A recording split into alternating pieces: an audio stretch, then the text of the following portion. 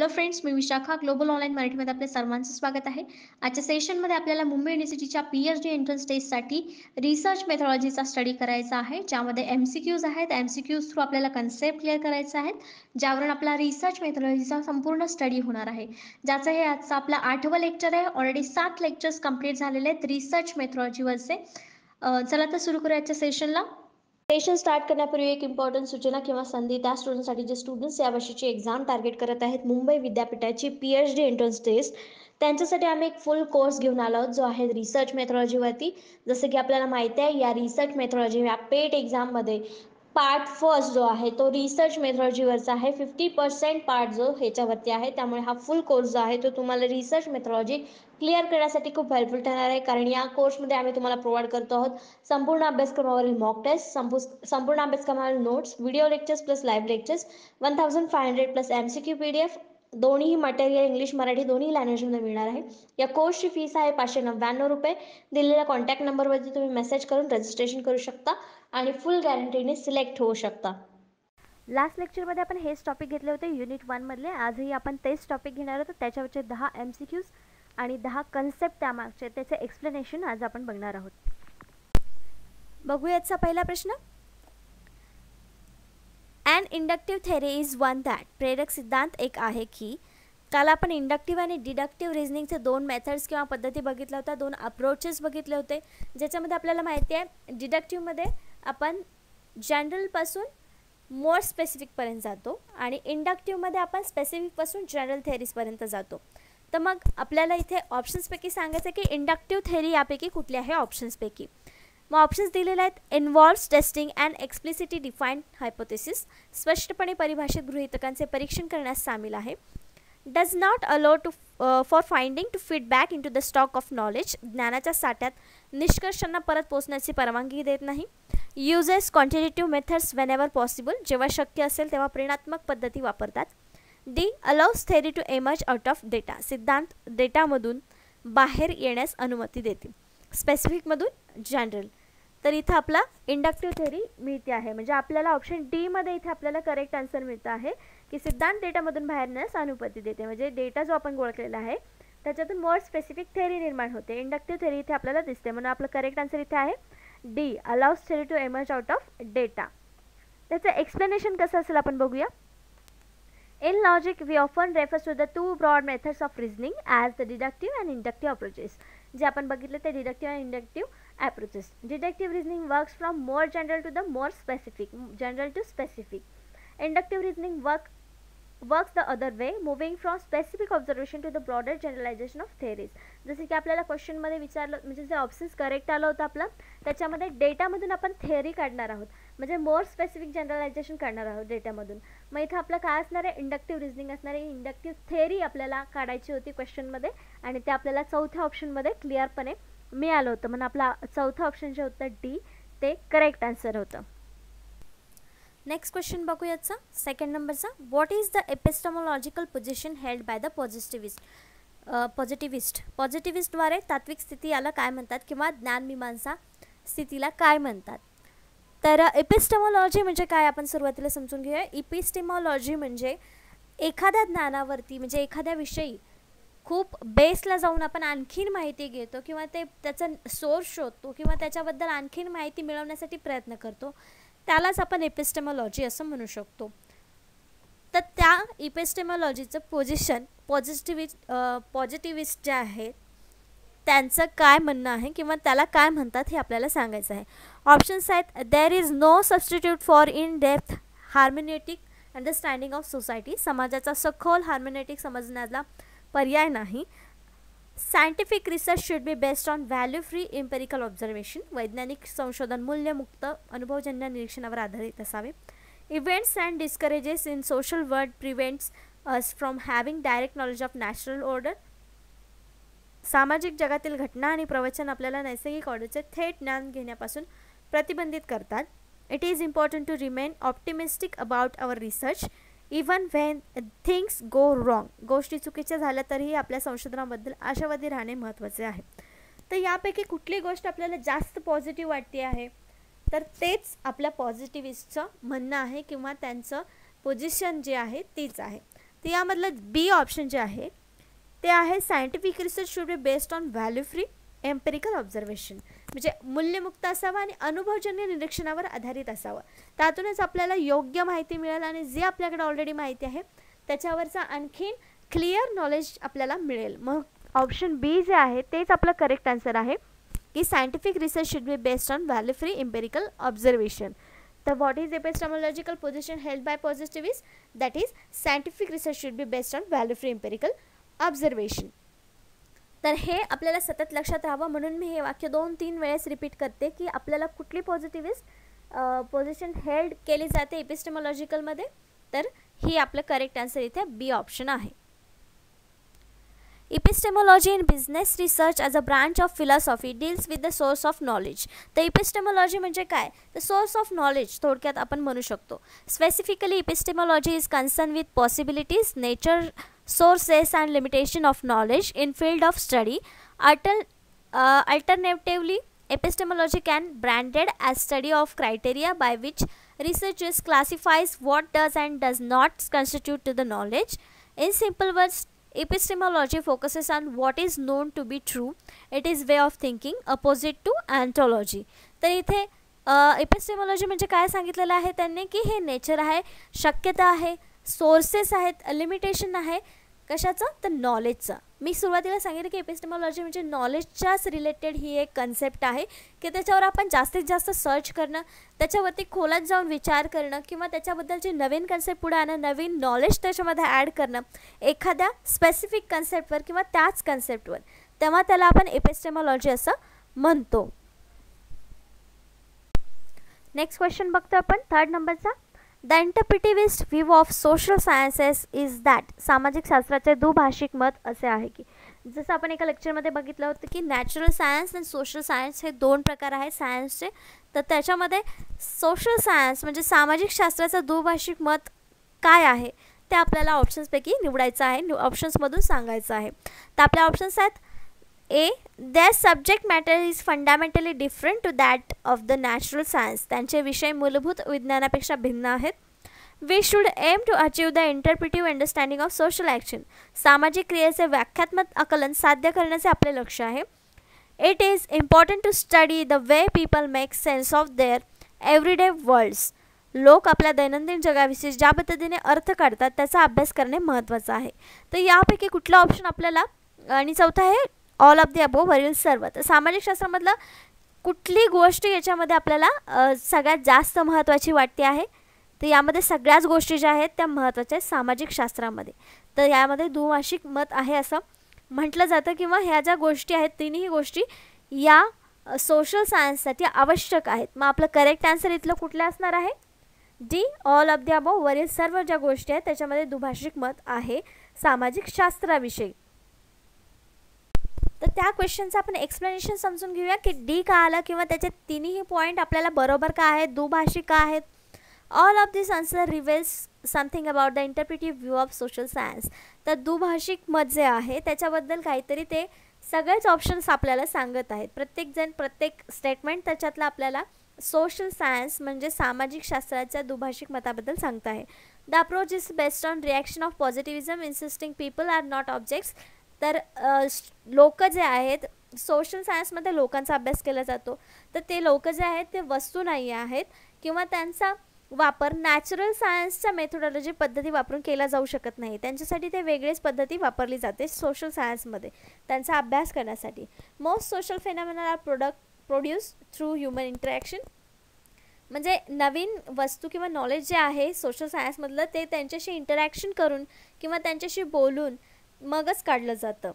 तर हे आपल्याला या क्वेश्चनमध्ये किंवा या ऑप्शन्समध्ये दिसतं की हे तिन्ही जे ऑप्शन्स आहेत ते करेक्ट आहेत. त्याच्यामध्ये दोन्हीमध्ये दुभाषिक मत आपल्याला दिसतं आहे, म्हणून करेक्ट ऑप्शन आपल्याला होतं D, all of the above.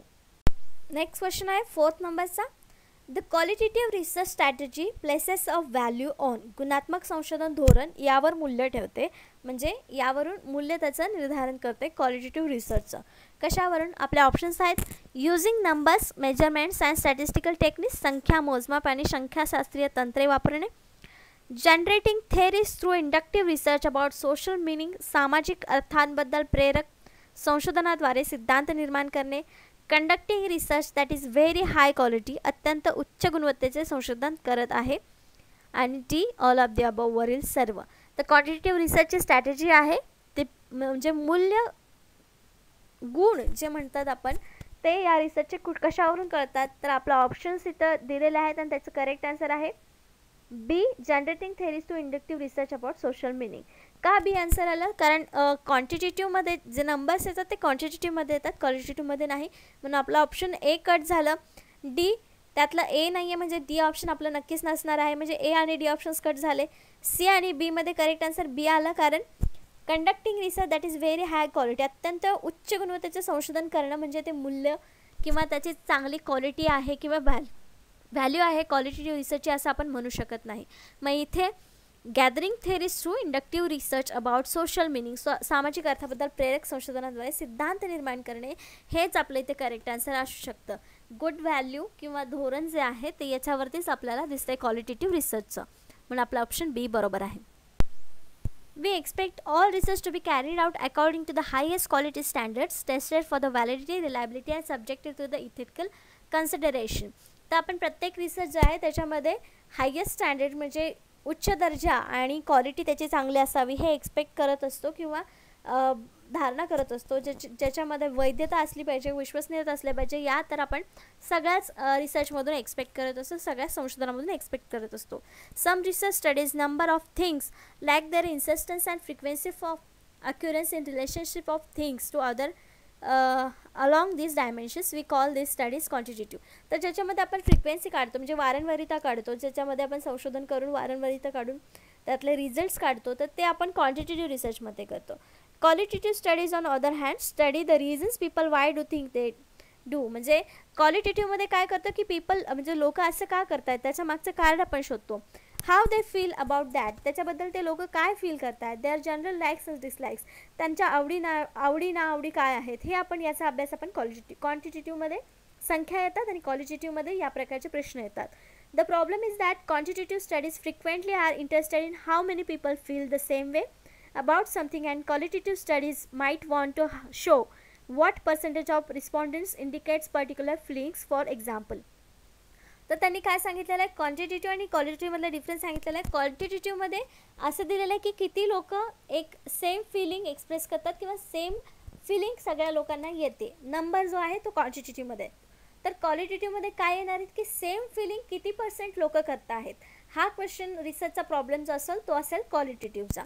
तर एक्झाम्पल दिलं आहे, the real difference between them is more likely to be found in their underlying research orientation with quantitative approaches being associated with the positivism and objectivism and qualitativism approaches link to interpretive and कन्स्ट्रक्टिव्हिझम.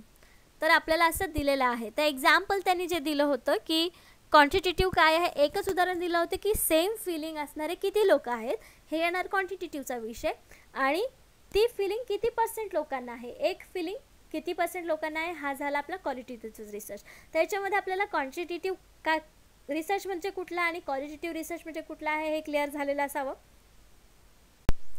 Next question आहे 5th नंबरचा, which of the following is an example of value free research.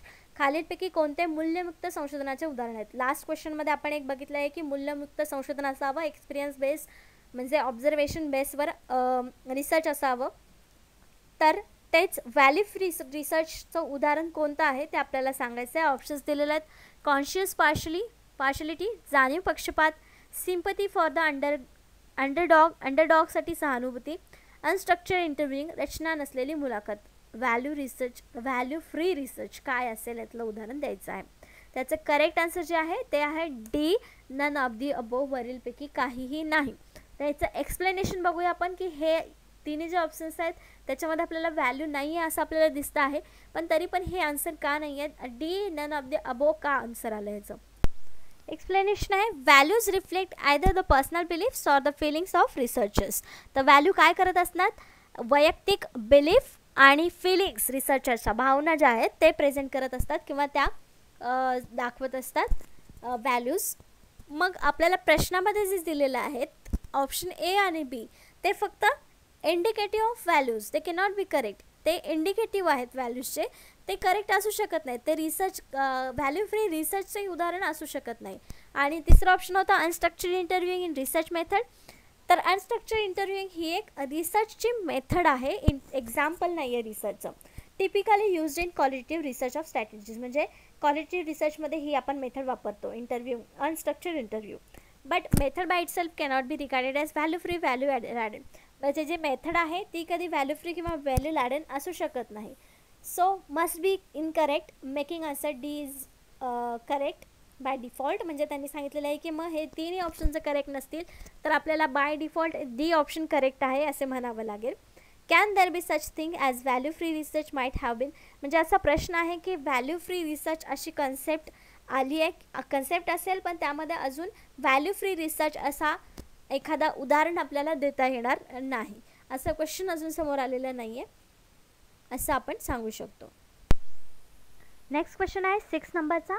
An important practical issue to consider when designing a research project is. संशोधन प्रकल्पाची आखणी करताना एक महत्त्वाचा व्यावहारिक मुद्दा विचारात घ्यावा लागतो. तो मुद्दा कुठला? आपले ऑप्शन्स आहेत. Which theoretical perspective you find most interesting. कोणता सैद्धांतिक दृष्टिकोन आपल्याला सर्वात मनोरंजक वाटतो तो. हा व्यावहारिक मुद्दा झाला का? नाही. मग आपला करेक्ट आन्सर इथे हे नसणार आहे.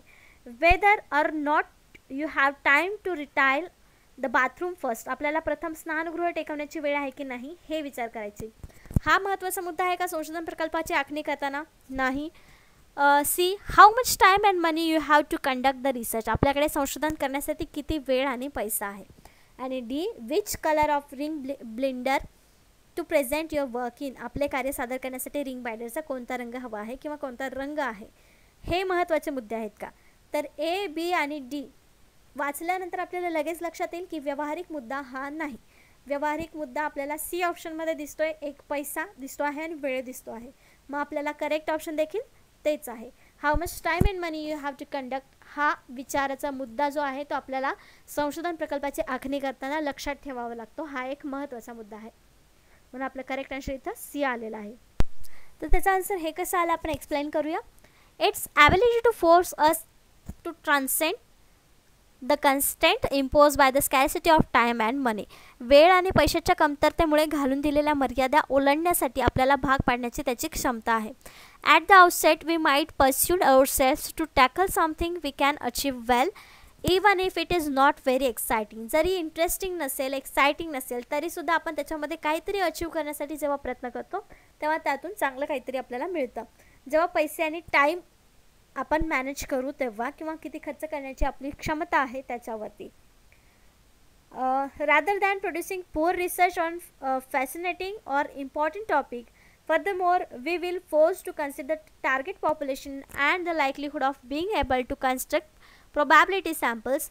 Practicality have to do with how you would implement your theoretical approach and the color of ring blender, while the certainty and important issue is an aesthetic choice. म्हणजे आपल्याला इथे सांगितलेलं आहे की जिथं रंग वगैरे विचारतात तर ते जे आहे ना, तर तो रंग वगैरे जे सौंदर्य म्हणजे खुलवण्यासाठी किंवा सजावटीसाठीचा आहे. पण सर्वात पहिला जो पॉईंट आहे आपल्याला संशोधनाचा आराखडा तयार करण्यासाठी लागणार आहे तो आपल्याला टाईम किती आहे, आपण त्याच्यासाठी टाईम किती देणार आहे आणि मनी किती लागणार आहे, हा व्यावहारिक मुद्दा आपल्याला तिथे लक्षात घेतला पाहिजे. म्हणून आपलं करेक्ट आन्सर हे आलं होतं. नेक्स्ट क्वेश्चन आहे 7th नंबरचा. The constructionist ontological position suggest that. Last क्वेश्चनमध्ये आपण बघितलं तर epistemological position positivist suggest that. आता आहे the constructionist ontological position suggest that. बांधकाम व्यवसायातील अँटॉलॉजिकल स्थिती सूचित काय करते? ऑप्शन्स आहेत. Social phenomena that their meanings are constantly being accomplish by social actors. सामाजिक घटना आणि त्यांचे सर्व अर्थ सामाजिक कलाकाराकडून सतत केले जात आहेत. Individuals are born into the world of rule and structures that they cannot change. व्यक्ती आणि नियम संरचना जगात जन्माला येतात ज्या त्यांना बदलू शकत नाहीत. Building and construction work present an ideal opportunity to exercise the sociological imagination. इमारत बांधकाम कार्य समाजशास्त्रीय कल्पना शक्तीचा उपयोग करण्याची एक उत्तम संधी आहे.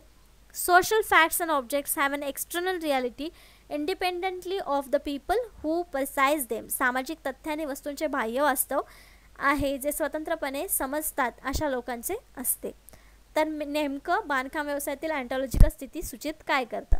तर आपल्या इथे करेक्ट आन्सर आहे A. Social phenomena and their meanings are constantly being accomplished by the social actors. सामाजिक घटना आणि त्यांचे अर्थ सामाजिक कलाकाराकडून सतत केले जात असतात हे आपल्याला इथे सूचित करते. तर ऑन्टॉलॉजी म्हणजे काय? The science of or study of being and it deals with the nature of reality. तर म्हणजे असणं, फॅक्ट जे आहे, रियालिटी जे आहे, त्याचं जे विज्ञान आहे त्याला आपण ऑन्टॉलॉजी असं म्हणू शकतो. म्हणजे नेचरची जी रियालिटी आहे त्याला ऑन्टॉलॉजी असं म्हणतो. Ontology is a system of beliefs that reflects and interpretation by the individuals about the what constitutes a fact. म्हणजे जे काय फॅक्ट आहे त्याच्याबद्दलचे जे विश्वास आहे, त्याच्याबद्दलचे जे नॉलेज आहे, त्या सर्वाला आपण ऑन्टॉलॉजी असं म्हणू शकतो किंवा ऑन्टॉलॉजी असं म्हणतात. The two main ontological positions in the social sciences are objectivism and constructivism. तर मेन दोन पोझिशन्स आहेत ऑन्टॉलॉजीमध्ये, ते आहेत ऑब्जेक्टिव्हिझम आणि constructivism. Whereas the first consider social phenomena to exist independent of people somehow. The second position consider them as a product of social interaction in the constant state of revision. तर अशा प्रकारे ऑन्टॉलॉजी आपण समजून घेऊ शकतो आणि त्यातले main दोन पॉईंट आहेत जे ऑब्जेक्टिव्हिझम आणि कन्स्ट्रक्टिव्हिझम पोझिशन आहेत ह्या दोन ऑन्टॉलॉजीमधल्या. आणि अँटॉलॉजी म्हणजे फॅक्ट आणि फॅक्टचा अभ्यास, फॅक्टबद्दल जे नॉलेज आपण घेतो त्याला अँटॉलॉजी म्हणतात किंवा त्याच्यामध्ये आपण अभ्यास करत असतो. नेक्स्ट क्वेश्चन आहे 8 नंबरचा. Which of the following is a ontological question. तर अँटॉलॉजीवरचाच प्रश्न आपल्याला आता आलेला आहे की अँटॉलॉजी म्हणजे काय आपल्याला समजला, तर त्याच्यावरचा प्रश्न कसा असू शकतो ते आपल्याला ऑप्शन्समधून सांगायचं आहे. पुढीलपैकी कोणता अँटॉलॉजिकल प्रश्न आहे?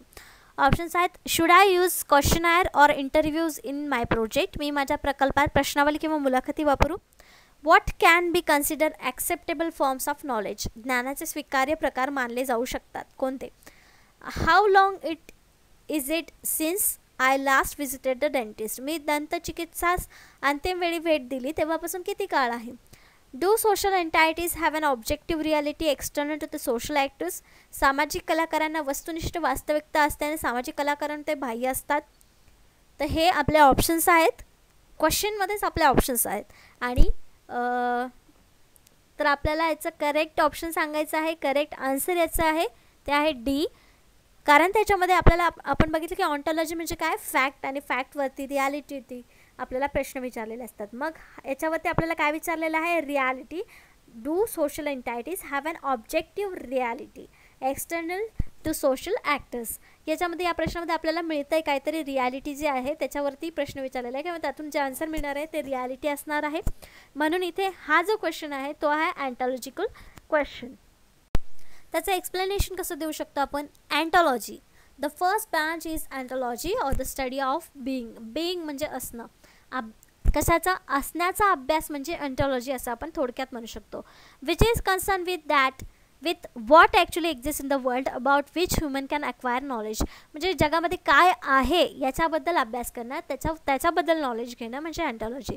अँटॉलॉजी help researchers recognize how certain they can be about nature and existence of the object they are researching. ज्या गोष्टीबद्दल ते रिसर्च करतात त्या गोष्टी कशा अस्तित्वात आल्या किंवा त्याचं अस्तित्व काय आहे याबद्दलचं जे नॉलेज असतं ते अँटॉलॉजीमध्ये आपल्याला मिळतं.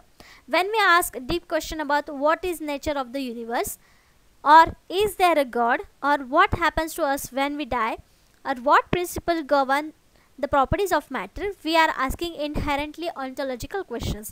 तर हे रियालिटीवरती क्वेश्चन्स आहेत, रियालिटीशी रिलेटेड आहेत, फॅक्टशी रिलेटेड आहेत. म्हणून हे जे क्वेश्चन्स आहेत ते ऑन्टॉलॉजिकल क्वेश्चन्स आहेत.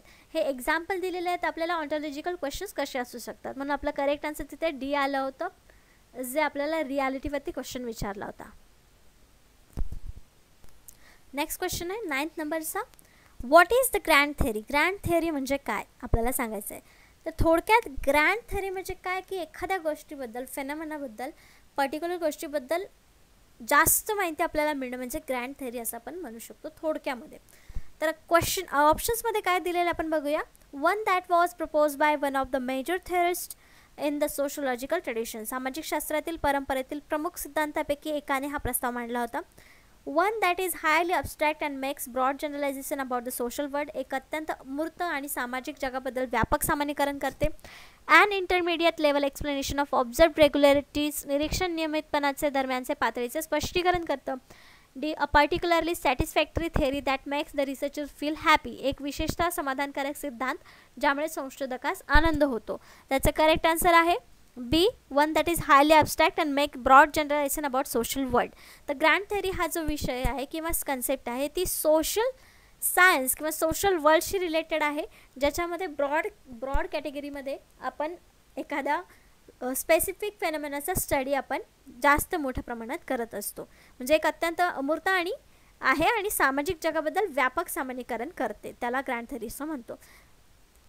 Grand theory is a term coined by American sociologist C Wright Mills in the sociological imagination to refers the form of highly abstract theorizing in which formal organization and arrangement of concept takes priority over understanding the social reality.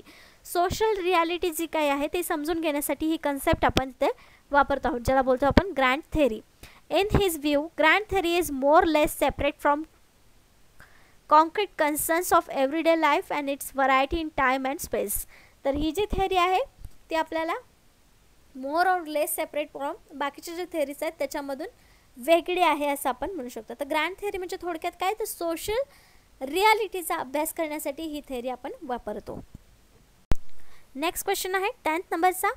Why might we say that quantitative research also try to study social meanings.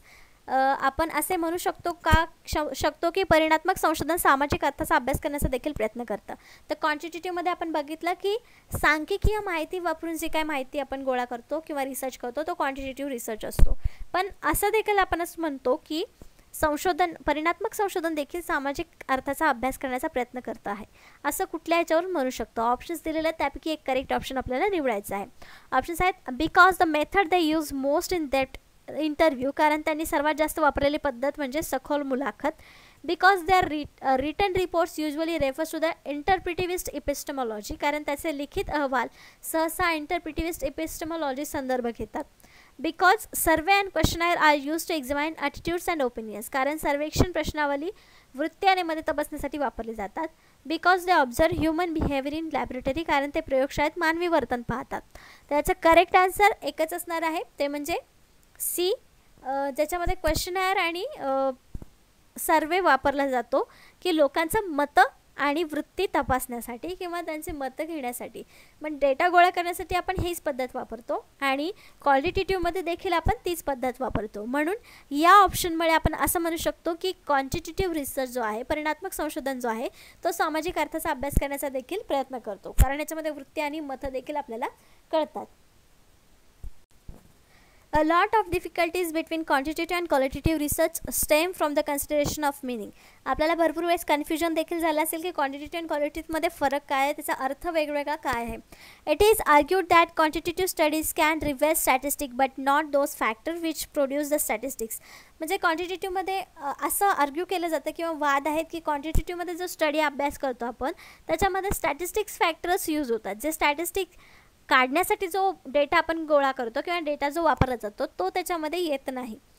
Furthermore although what things are had what they mean fundamentally different, म्हणजे जे काय आहे आणि जे काय आपण त्याचा अर्थ निघतो ह्या दोन्ही गोष्टी मूळतः वेगळ्या आहेत. It is an meaning of things that shape people relationship with the world around them. On the other hand there can be little doubt that quantitative social research really are driven by the need to understanding meaning. So the argument is really between efficiency of method they such use to uncover it. Questionnaires really do try find out the people attitude and opinions, even if the results are shows as number of people with a particular attitude rather than the reasons for the holding attitude. त्याच्यामध्ये आपल्याला काय सांगितलेलं माहिती आहे की questionnaire जे आपण use करतो आहोत त्याच्यामुळे खरंच क्वांटिटेटिव्ह रिसर्च जो आहे तो क्वालिटेटिव्ह रिसर्चची क्वालिटी घेऊ शकतो किंवा त्याच्यामध्ये ते एक्सप्लेन करण्याची ताकद त्या पद्धतीमुळे आहे किंवा क्वेश्चनायरमुळे आहे. तर अशा प्रकारे आजचे आपले 10 प्रॅक्टिस क्वेश्चन्स आणि 10 कन्सेप्ट जे आहेत ते आपल्याला इथे झालेले आहेत. नेक्स्ट लेक्चरमध्ये आपण नेक्स्ट युनिटवरच्या नेक्स्ट कन्सेप्ट आणि नेक्स्ट प्रश्न बघणार आहोत. आजच्या सेशनसाठी थँक्यू.